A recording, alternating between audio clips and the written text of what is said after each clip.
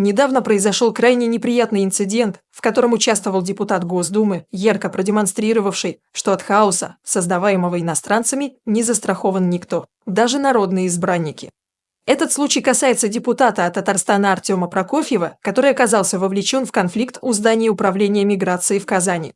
Происшествие началось, когда парламентарий сделал замечание иностранным гражданам, припарковавшим свою машину прямо на перекрестке. В результате разгорелась словесная перепалка, которая едва не переросла в драку. Приехавшая полиция смогла уладить конфликт, но сами виновники, армяне по национальности, были отпущены без последствий. Обсудим эту историю в нашем сегодняшнем выпуске. Просьба подписаться на наш канал, чтобы не пропустить новые видео. Итак, 16 мая, в разгар Международного форума «Россия. Исламский мир», проходившего в Казань Экспо, Артем Прокофьев прилетел из Москвы на свою малую родину. В этот день народный избранник решил пообедать в местном ресторане «Аль-Фахир» на перекрестке улиц Шмидта и Чехова. После обеда депутат вышел на улицу и направился к своему автомобилю. Надо отметить, что улица Чехова, где находится здание управления миграции МВД, постоянно заполнена машинами мигрантов, которые часто оставляют их как попало. Один из таких автомобилей Прокофьев и заметил, прямо на перекрестке стоял потрепанный «Форд» с пассажирами внутри. По словам депутата, он всего лишь попросил водителя переставить машину в соответствии с правилами, однако реакция пассажиров неприятно удивила парламентария. Вместо того, чтобы прислушаться к справедливому замечанию, они обрушили на него трехэтажные ругательства на ломаном русском языке. Позже выяснилось, что трое оскорбивших Прокофьева иностранцев были армянами. Депутат не стал терпеть такое хамство, началась словесная перепалка, которая переросла в небольшую потасовку. До драки дело не дошло, но мужчины все же схватили друг друга за воротники.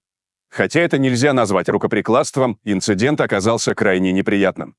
Стоит отметить, что Прокофьеву в какой-то степени повезло. Прохожие, ставшие свидетелями конфликта, тут же вызвали полицию, которая прибыла на место происшествия. Я оказалась на месте событий уже позже, когда лица, с которыми произошел конфликт, успели скрыться с места. Одновременно со мной прибыл и наряд полиции, которую вызвали очевидцы, рассказала журналистам депутат Казанской городской думы Динара Халимдарова, помощница Артема Прокофьева. Позже выяснилось, что полиции удалось задержать двоих пассажиров «Форда». Один из них оказался обладателем российского паспорта, а у второго заканчивался срок действия разрешения на пребывание в стране.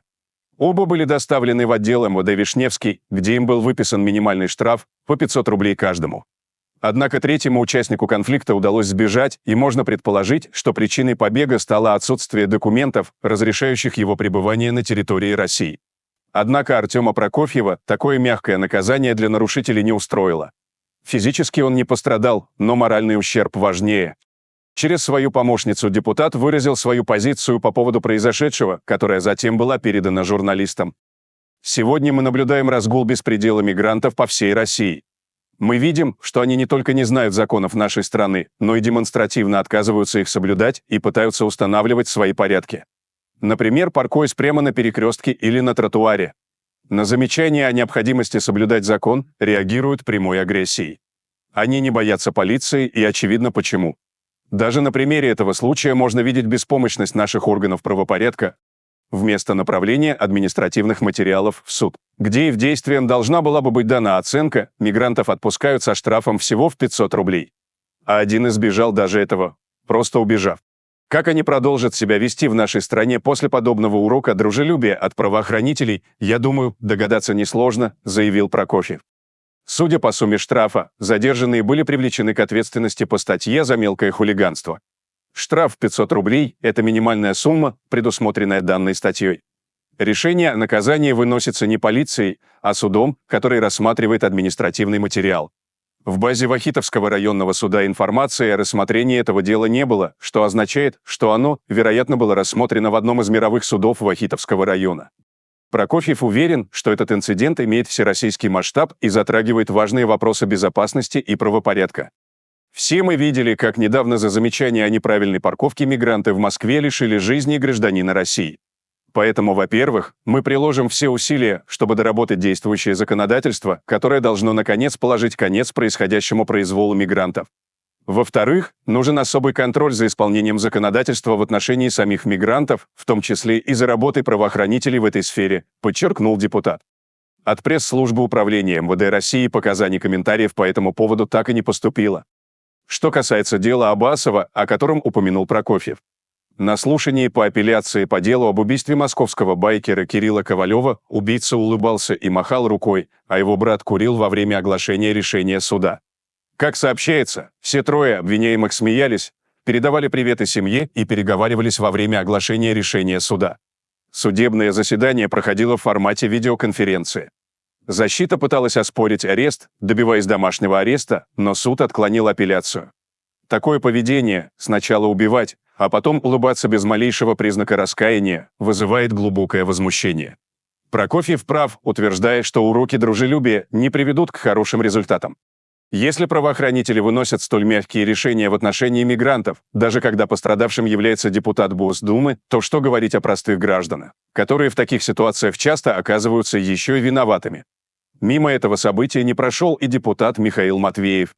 Он написал в своем телеграм-канале: «Вот и подоспела другая точка зрения депутатов от Татарстана на миграционный кризис. Артем Прокофьев получил незабываемый стимул к ужесточению законодательства о миграции, которого нет у Ильдара Гильмудинова, который любит говорить от имени татарского народа, который на самом деле имеет совсем другую точку зрения на проблему». Так парламент Татарстана неоднократно выступал с инициативами по ужесточению мигрантского законодательства, но не был услышан.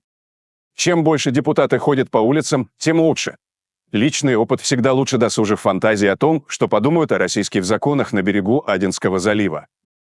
Другой автор также подмечает, что пока депутаты на себе не испытают все прелести от нашествия мигрантов, ничего не изменится. Где был он раньше, все последние лет 20, да и все остальные.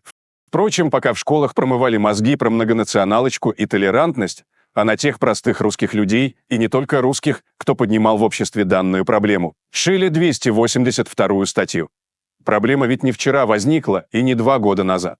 Пока гром не грянет, депутат не перекрестится или что? Почему молчали в тряпочку до недавнего времени? Вопрос, видимо, риторический. Простые люди в социальных сетях тоже не оставили события без внимания и оставляют свои комментарии. А что нам, простым смертным, делать, если уж депутата на 3 буквы послали? Пишет Сергей. Может, начнут работать, наконец, депутаты после этого, надеется Татьяна. Каждому депутату прописать обязательные прогулки по городам России для культурного обмена и адаптации мигрантов. Предлагает Андрей. Это дело времени, когда произойдет столкновение коренных с мигрантами. По всей стране будет идти жесткое противостояние, после чего произойдет выдворение варваров восвояси, считает Олег. Безнаказанность порождает беспредел. Поведение полиции не удивляет, комментирует Алексей. А что насчет всего этого думаете вы, уважаемые зрители? Делитесь своим мнением в комментариях и не забудьте подписаться на канал, если вы этого все еще не сделали. Всем добра, всем пока!